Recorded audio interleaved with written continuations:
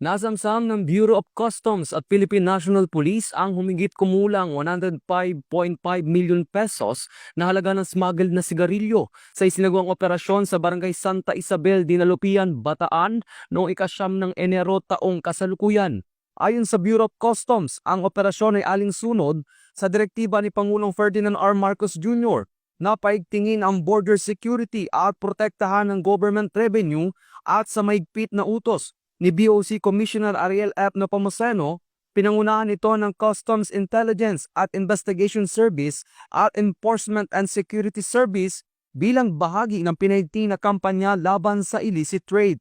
Sa loob ng isang compound, natuklasan ng mga otoridad ang 12 sasakyan na may kargang tinatayang 1,030 master cases ng mga sigarilyong may iba't ibang brand na may tinatayang halaga ng 105.575 million pesos. Batay sa packaging at inisyal na investigasyon, ang mga sigarilyo ay hinalang nagmula sa China, Vietnam at Korea at target umanong ipamahagi sa mga lalawigan sa Region 2 at 3. Patuloy ang sinasagawang investigasyon para sa pagsampa ng kaukulang kaso laban sa mga sangkot.